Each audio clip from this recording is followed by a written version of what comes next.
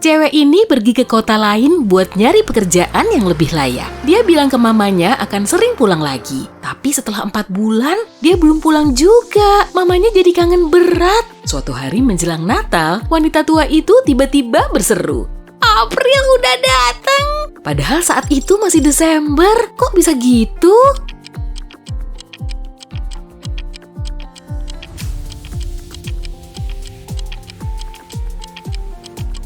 Nama cewek itu April dan dia pulang ke rumah buat jengukin mamanya. Main tebak-tebakan bahasa Inggris yuk. Benda ini sering berada di bawahmu. Kalau huruf pertamanya dihapus, posisinya akan pindah ke atasmu. Dan kalau 2 huruf pertamanya dihapus, kamu nggak akan bisa melihatnya. Kamu bisa nebak benda apa?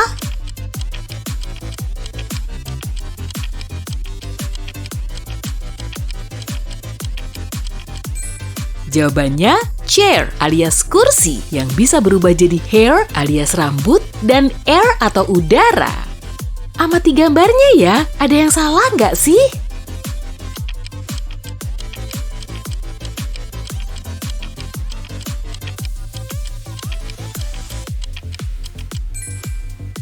Kok sepatu bootnya ditaruh di atas meja? Gergajinya malah ada di kulkas tuh.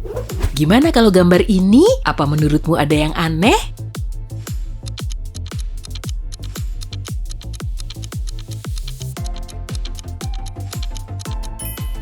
Ada manusia salju di dalam oven dan ikan di atas pemanggang roti.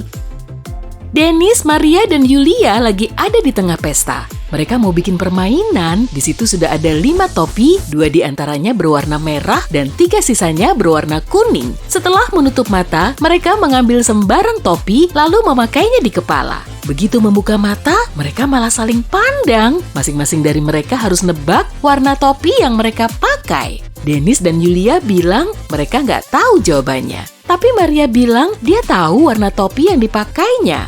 Memangnya warna apa?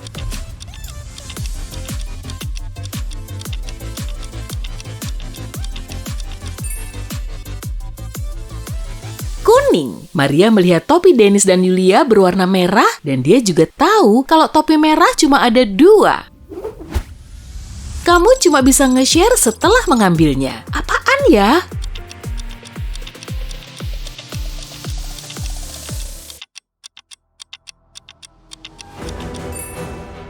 Foto dong. Coba deh, perhatiin kombinasi huruf S, D, T, E, L, E, T ini. Apa kamu bisa sebutin 3 huruf berikutnya?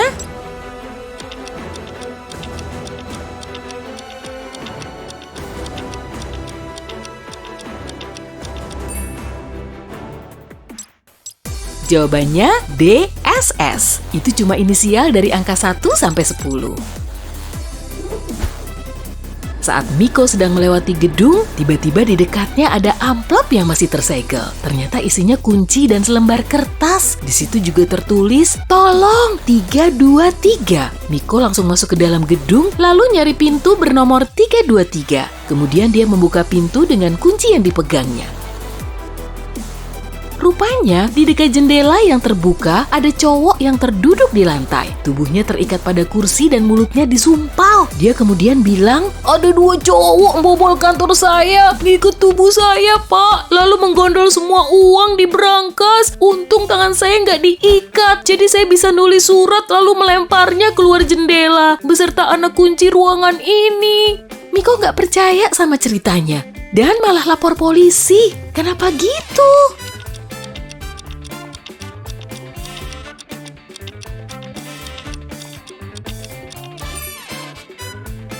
Amplopnya masih tersegel, gimana dia ngerekatin segelnya kalau mulutnya tersumpal? Bisa nyerang tapi nggak bisa diserang balik. Dan kita semua pasti ogah deket-deket. Apakah itu?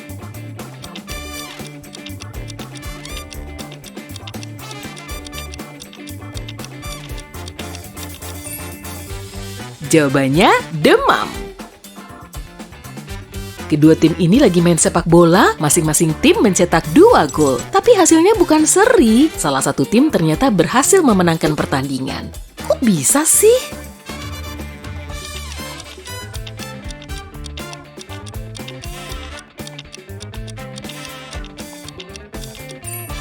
salah satu pemain nyetak gol bunuh diri. Seorang blogger muda bernama Eric baru saja menulis buku pertamanya. Dan setelah dirilis, bukunya langsung laku keras. Dia pun jadi antusias saat mempersiapkan acara penandatanganan buku itu. Tapi dia juga agak gugup, makanya dia perlu istirahat sebentar agar lebih tenang. Acara itu seharusnya dimulai jam 6 sore, tapi Eric belum kembali juga. 10 menit kemudian, petugas keamanan melihatnya tergeletak di lantai kamar mandi. Waduh, ada yang udah mukul kepala Eric tuh. Polisi langsung menetapkan 3 tersangka. Anissa, agen Eric, bilang kalau dia lagi nyelesain masalah organisasi yang mendesak. Fendi, salah satu fansnya, bilang dia sudah suka buku-buku Eric selama bertahun-tahun. Jadi dia nggak akan mungkin menyakiti si penulis. Lalu Putra, si petugas keamanan, mengatakan dia lagi bertugas menjaga ketertiban para fans Eric di depan pintu masuk. Siapa ya yang udah mukul kepala Eric?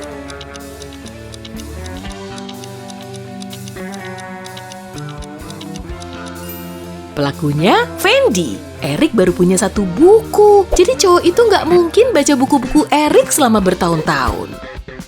Lihat mereka baik-baik ya. Mana yang petugas damkar gadungan?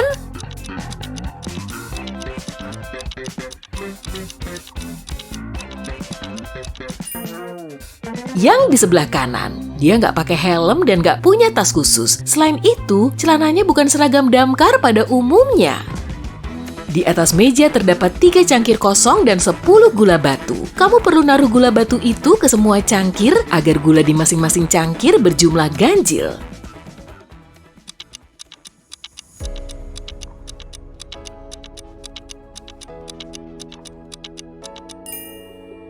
Masukin 3 gula batu di cangkir pertama dan 3 gula lagi di cangkir kedua. Setelah itu, taruh ke 4 gula yang tersisa di cangkir kedua dan masukin cangkir kedua di cangkir ketiga. Nah, jadinya cangkir pertama berisi 3 gula batu dan yang kedua juga punya 3 gula batu. Sedangkan cangkir ketiga punya 7 gula batu, 4 di tempatnya dan 3 di cangkir kedua. Debbie dan Rahel sedang dalam perjalanan pulang setelah shopping mingguan. Debbie terus komplain soal tas belanjaannya yang berat. Lalu Rahel bilang, "Kamu kenapa kesel gitu sih? Kalau salah satu tas belanjaanmu aku bawain, berat tasmu jadi 2 kali lipatnya tasku. Tapi kalau salah satu tasku kamu bawain, jumlah tas belanjaan kita jadi sama." Memangnya tas yang mereka bawa ada berapa sih?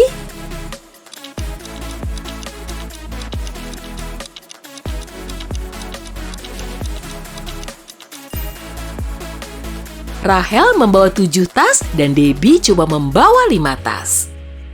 Asisten Pak Bayu, yaitu petugas Yosa, telat masuk kerja. Setibanya di kantor, Yosa bikin alasan begini. "Saat lagi nyetir di jalan tol, saya lihat ada pria yang pingsan di sisi kiri jalan, Pak. Ya, saya langsung bawa ke rumah sakit terdekat aja. Setelah sadar, pria itu ngaku kalau dia bekerja sebagai sopir taksi. Penumpangnya telah mendorong tubuhnya dari taksi yang melaju, padahal tas beserta uang dan dokumen pentingnya masih ada di dalam." Tapi Pak Bayu tahu kalau Yosa berbohong. Gimana caranya?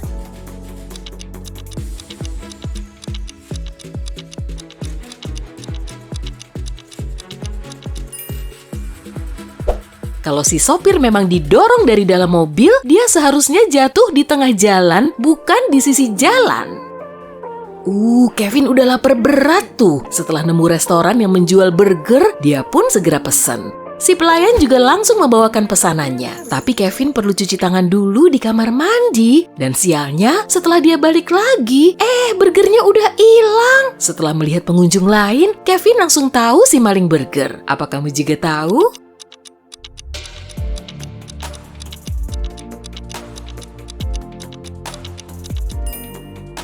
Pelakunya cewek ini. Di dekatnya ada anjing yang lagi ngendus-ngendus. Kalau dia cuma minum kopi, anjing itu pasti nggak akan semupeng itu kan? Lagi pula, kopi yang dia minum kayaknya cuma bohongan deh.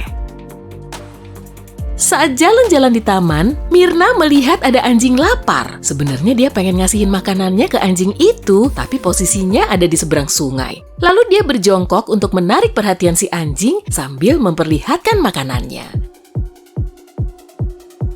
Anjing itu pun langsung berada di sampingnya, padahal di sungai itu nggak ada jembatannya. Tapi kok bulunya nggak basah sama sekali ya?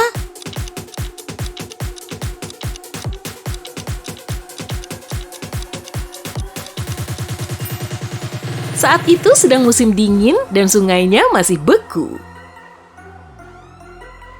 Seorang pengusaha tajir hilang dari kantornya. Dia cuma meninggalkan catatan berangka 6, 4, 9, 10, dan 11 beserta kalender. Polisi kemudian berhasil mendapatkan 5 tersangka, yaitu Johnny, Kevin, Citra, Jason, dan Laura. Siapa yang jadi biang kerok atas hilangnya si pengusaha?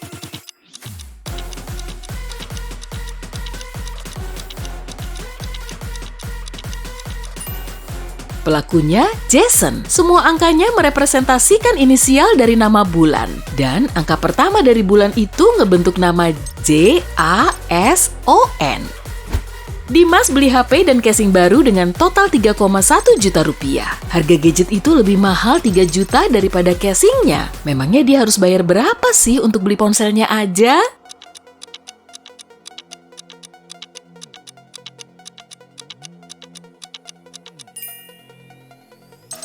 Rp3.050.000. Di rumah Tony lagi ada pesta dan 3 jam kemudian sejumlah tamu mendatanginya. Ternyata mereka butuh colokan buat ngecas ponsel. Tapi di rumah Tony cuma ada 1 colokan, maka dia perlu ngecek stop kontak tambahan yang dia punya. Bantu dia nyari tahu jumlah ponsel yang bisa dicas bersamaan dong.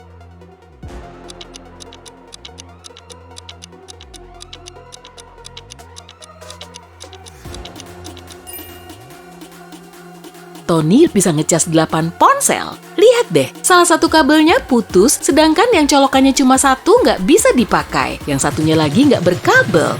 Kalau yang ini, lubangnya nggak lengkap. Terlebih lagi, 1 colokan di tiap stop kontak juga akan dipakai buat nyolok stop kontak lain. Seorang pengusaha sukses menghubungi polisi. Dia baru ingat setelah sampai di kantor kalau banyak dokumen pentingnya ketinggalan di brankas rumah. Lalu dia minta sekretarisnya Johnny untuk membawanya. Tapi Johnny baru mengabari setengah jam kemudian, katanya brankas itu telah dibobol. Dokumennya memang masih ada, tapi semua uangnya hilang. Polisi segera menginvestigasi ruang kerja di rumah pengusaha untuk mencari sidik jari pelaku. Tapi hasilnya nihil. Petugas menetapkan 3 tersangka, yaitu si sekretaris, keponakannya yang bernama Mario, dan asisten rumah tangganya. Si sekretaris bilang dia langsung menghubungi bosnya setelah melihat brankas itu. Mario bilang, saya memang ngebukain pintu saat Johnny datang. Lalu saya balik lagi ke kamar dan baru tahu soal kejadian itu setelah Johnny menelepon. Si asisten menjelaskan kalau dia lagi sibuk kerjain tugas. Jadi dia belum masuk ke kantor sore sebelumnya. Siapa yang udah ngambil uang itu?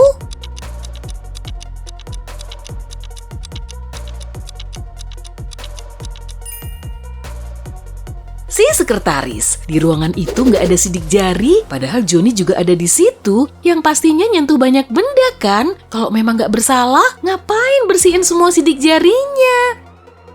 Apa kamu bisa lihat dino yang paling beda dari dino lain?